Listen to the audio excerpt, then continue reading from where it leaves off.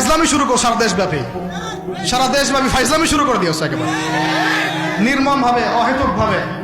এই যে অসহায় মানুষগুলোকে, ছাত্র পড়তে গিয়েছে, বাবা মার স্বপ্ন লালন করা ছাত্র, ছেলেটা ইঞ্জিনিয়ার হবে, ছেলেটা মেডিকেল সায়েন্সের পরে বড় একজন ডক্টর হবে, পিটায় মেরে ফেলে দিল তাকে। এত বড় সাহস! আর আমরা কিছুই বলতে পারলাম না, কিছু করলাম না। কি একটা অবস্থা চলছে! এগুলো যখন চলতে থাকবে একটা কওমের মধ্যে, আপনার মনে হয় যে আল্লাহর পক্ষ থেকে রহমত নেমে আসবে? লা ইলাহা ইল্লাল্লাহ বলা একজন মানুষ যদি বেঁচে থাকে, ওই একজন মানুষের সম্মানে আল্লাহ পাক কিয়ামত দিবেন ইনশাআল্লাহ। সে একজন মানুষকে এভাবে নির্মমভাবে পিটিয়ে মেরে ফেলো তোমরা। এখন মানুষকে পেটানো শুরু করেছো। নবী সাল্লাল্লাহু আলাইহি ওয়াসাল্লাম শেষ জামানার হাদিস সম্পর্কে বলেছিলেন যে আমি এক শ্রেণীর মানুষকে দেখি নাই যারা আসবে মানুষকে নির্মমভাবে মারবে।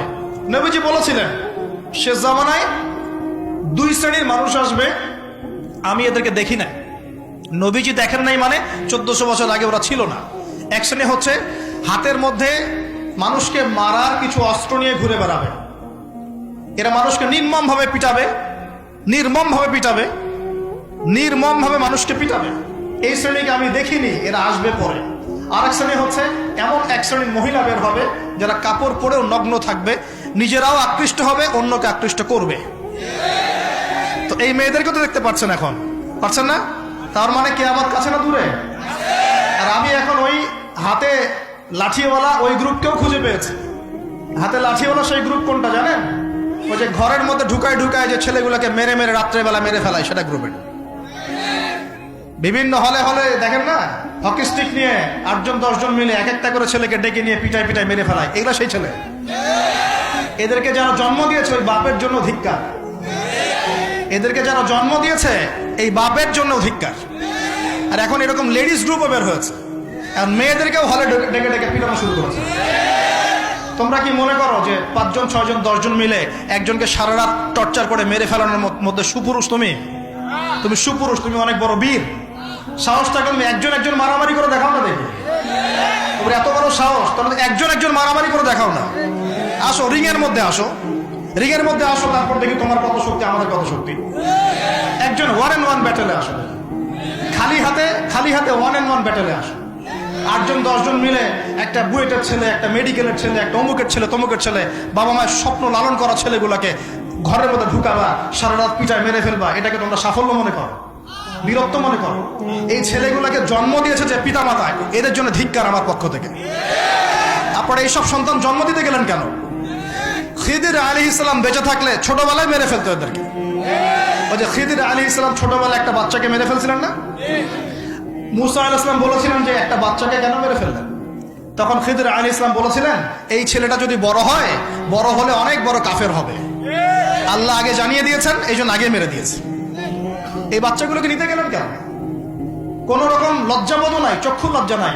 এরপর যখন আইন শৃঙ্খলা বাহিনী এদেরকে অ্যারেস্ট করে নিয়ে যায়, বীরের মতো হাসতে হাসতে চলে যায়। ও জানে যে আমার কোনো সমস্যা হবে না, ফাঁক ফোকর দিয়ে বেরিয়ে চলে আসবে। তোমরা এগুলোকে বীরত্ব মনে করো, সুপুরুষ হয়ে গেছো তোমরা। এতই যদি ক্ষমতা থাকে, সাহস থাকে, তো একজন মারামারি করো না, 1-on-1 ব্যাটেল আসো। তারপর দেখো কে জিতে কে হারে। 10 জন মিলে একজনকে পিটাবা, মনে করছো খুব বড় বীর হয়ে গেছো। এখন 10টা মেয়ে মিলে একটা মেয়েকেও পিটাচ্ছে, সুবহানাল্লাহ। তা আবার ইসলামিক বিশ্ববিদ্যালয়ের মধ্যে। এই বিশ্ববিদ্যালয়ের নাম ইসলামিক কে দিল? এটা ইসলাম? একটা মেয়েকে আপনি ঘরের মধ্যে ঢুকায় সারা রাত পিটাবেন, মেয়েটা কাঁদতে বলছে আমার পায়জামা পর্যন্ত খুলে ফেলেছে টান দিয়ে। আরে তোর মায়ের পায়জামাকে খুলে ফেললে তোর কেমন লাগবে? তোর বোনের পায়জামাকে খুলে ফেললে তোর কেমন লাগবে? কোন সাহসে তুই একটা মেয়ের পায়জামায় হাত দিস? এত বড় সাহস! আর এদেরকে আমরা তোলা করে মানুষ করি। আইন শৃঙ্খলা বাহিনী আপনারা কি করেন? ইনস্ট্যান্ট কোর্ট বসে ফাঁসি দিয়ে দিবেন এদেরকে। আল্লাহর কসম করে বলছি, যদি কোনোদিন এরকম ক্ষমতা আমাদের কাছে আসতো, দিন বিচার করে দেখিয়ে দিতাম ইনশাআল্লাহ। ফাইজলামি শুরু করো সারা দেশব্যাপী। যারা এখন বিপদগামী ছিলেন আমরা মনে করতাম, তারাই এখন হেদায়েতের দিকে আসছেন। আর আমরা এখন মুসলিম ঘরে জন্মগ্রহণ করে নামাজ ছেড়ে দিচ্ছি, কোরআন পড়া ছেড়ে দিচ্ছি। এটা কি ধরনের কথা? আমার পরিবারের মা বোনরা কিভাবে বেপরদায় বাইরে যায়? আমার পরিবারের কর্তা আমি কেমন করে আমার পরিবারের স্ত্রী সন্তান মেয়েরা বাইরে বেপরদায় যাবে? কিভাবে যাবে? আমি তো পরিবারের কর্তা, আমি পরিবারের স্বামী, আমার স্ত্রী কেমন করে বেপরদায় বাইরে যাবে? আমার ছেলে কেন নামাজ পড়বে না? নামাজ না পড়ে সে ভাত খাবে কিভাবে? নামাজ না পড়ে আমার পরিবারে আমার ছেলে ভাত খাবে কিভাবে? আমার মেয়ে কেমন করে ভাত খাবে? অতএব পরিবারটাকে শক্ত করেন, হালাল খান, সামাজিকভাবে ইসলামটাকে এগিয়ে নেন, ইনশাআল্লাহ দেখবেন একদিন বড় পরিসরে ইসলাম কায়েম হয়ে যাবে ইনশাআল্লাহ। আর আমরা কারোর জন্য বদদোয়া করবো না, আমরা দোয়া করবো আল্লাহ পাক যেন ঊর্ধ্বতন কর্তৃপক্ষ সবাইকে হেদায়েত দান করেন এবং অন্যায়ের বিরুদ্ধে দাঁড়ানোর তৌফিক দান করেন, এবং তাদের হাতে হলেও আল্লাহ পাক যেন ন্যায় প্রতিষ্ঠা করার তৌফিক দান করেন। আর ন্যায় কোনটা ন্যায় কোনটা অন্যায় এগুলো এইসব প্রোটেস্ট্যান্ট মুসলিমরা আপনাদেরকে শেখাতে পারবে না। যারা ইসলাম, কোরআন, সুন্নাহ, সমকালীন বিশ্ব ইতিহাস, অর্থনীতি, সংস্কৃতি, দেশীয় কালচার সব সম্পর্কে জ্ঞান রাখে, এই মানুষরা আপনাকে বলতে পারবে কোনটা সত্য, কোনটা মিথ্যা, কোনটা হক, কোনটা বাতিল। একজন কবর পূজারী আপনাকে কি হেদায়েত দিবে? একজন মাজার পূজারী আপনাকে কি হেদায়েত দিবে? একজন বেদাতি আপনাকে কি হেদায়েত দিবে? হেদায়েত তো নিতে যান খালি ওদের কাছে।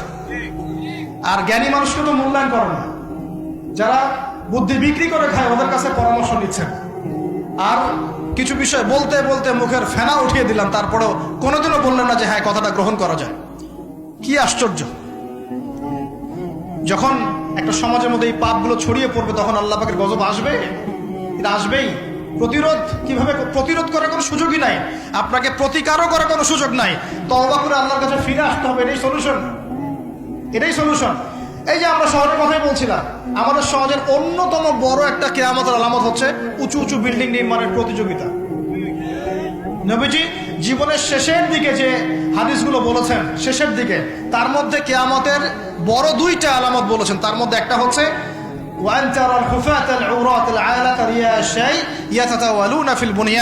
যখন দেখবে সমাজের সবচেয়ে নিম্ন শ্রেণীর মানুষেরা, রাখাল টাইপের মানুষ, গায়ে জামা নাই, পায়ে স্যান্ডেল নাই, উঁচু উঁচু বিল্ডিং নির্মাণের প্রতিযোগিতা করছে।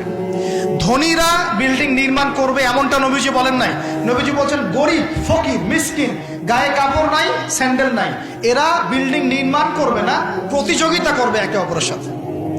এখনকার আরব বিশ্বটার জাজল্যমান দৃষ্টান্ত, এখনকার আরব বিশ্বটার জাজল্যমান দৃষ্টান্ত। অনেক সলফে সালিন বলেছেন যে এই হাদিস থেকে আরবদেরকে ইশারা করা হয়েছে। কিন্তু এটা আমাদের ঢাকার মধ্যে চলে আসছে। আজকালকে যার এক জায়গা টাকা পয়সা ছিল না, আজকে 10 তলা 20 তলা ফ্ল্যাটের মালিক। কিভাবে সম্ভব? সুদের মধ্য দিয়ে সম্ভব, দুর্নীতির মধ্য দিয়ে সম্ভব, কালো টাকার মধ্য দিয়ে সম্ভব, অন্যের সম্পদ অন্যায়ভাবে হস্তক্ষেপ করার মধ্য দিয়ে সম্ভব। আর মাশাআল্লাহ, যার একটা 5-10 তলা বাড়ি আছে আমাদের শহরে, অন্য মানুষকে মানুষই মনে করে, ভাড়াটিয়াকে মনে করে যে তেলাপোকা, ককরোচ, ছিছি করে তাড়াচ্ছে। কত যে শক্ত! কোনো কোনো সময় এমনও হয়েছে, মানে বাড়ি ভাড়া চাইতে গিয়ে যে বেইজ্জত হতে হয়েছে, মনে হলো যে বাড়ি ভাড়া চাইতে গিয়ে মানে নিজের সম্মান নিজে নষ্ট করে ফেললাম। সুবহানাল্লাহ। কারণ যখন নিম্ন শ্রেণীর মানুষের কাছে অর্থ আসে তখন কিন্তু এদের মধ্যে কালচার আসে না, কালচার আসে না। সম্পদ আসে ঠিকই, কিন্তু কালচার, সভ্যতা আসে না। তারা অসভ্যই থেকে যায়। কাকে সম্মান দিতে হবে, কাকে দিতে হবে না সেটাও জানে না। কথা বুঝতে পারছেন? এটা আমাদের সমাজ এখন চলছে, হাইলি কনস্ট্রাক্টেড বিল্ডিংস এর প্রতিযোগিতা। আর আমরা বলবো কেন, এই যে এখনকার সেকুলার রিপোর্ট গুলোই বলছে বেশিরভাগ বিল্ডিং এরই দেখা যায় যে কোনো রকমের ভিত্তি নাই। এই 5-6 মাত্রা ভূমিকম্প হলেই সব ধরধর করে পড়ে যায়।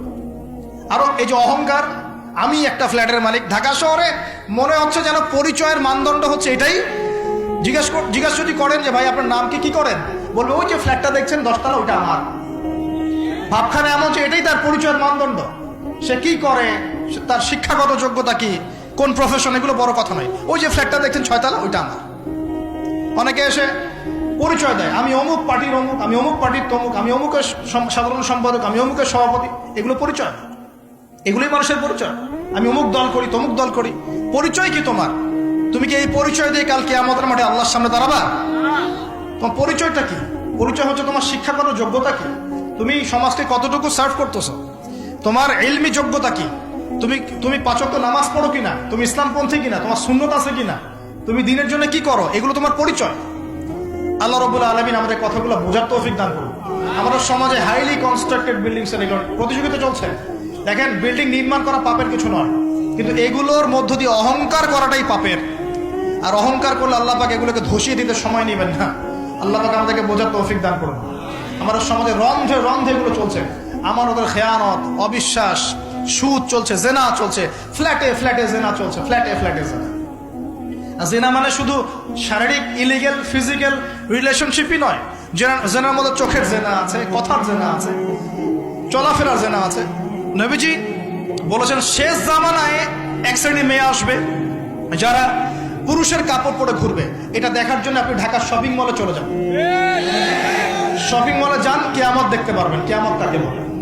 কিয়ামত কাকে বলে? কেউ কেউ দেখা যায় সুন্দর সুন্দর বোরখা বানিয়ে নিয়েছে, যে বোরখাগুলো পরেও তার মানে শরীরে কাঠামো স্পষ্ট বোঝা যাচ্ছে। এখানে আপনি কাকে দায়ী করবেন, কাকে দোষ দিবেন? অবৈধ সম্পর্ক, অবৈধ সম্পর্ক ঢাকা শহরের রন্ধ্রে রন্ধ্রে ঢুকে গেছে। অবৈধ সম্পর্ক, টিনেজ 8-10 বছর, ক্লাস 8-এ পড়ে, ক্লাস 9-এ পড়ে, 10-এ পড়ে, এদের মধ্যে ইলিগাল সম্পর্ক চলছে। ইউনিভার্সিটিতে পড়ে, স্কুল কলেজ পাশ করে বিশ্ববিদ্যালয়ে গিয়েছে, ব্যাস ও মনে হয় যে একেবারে পাখা ওর বজায় গেছে, যা ইচ্ছা তাই করতে পারে। মেয়েকে দিয়েছেন একটা স্মার্টফোন, ব্যাস নষ্ট হয়ে গেছে। ছেলেকে দিয়েছেন একটা বাইক, ও দেখ মাদকের আসরে বসে আছে। কি একটা অবস্থা!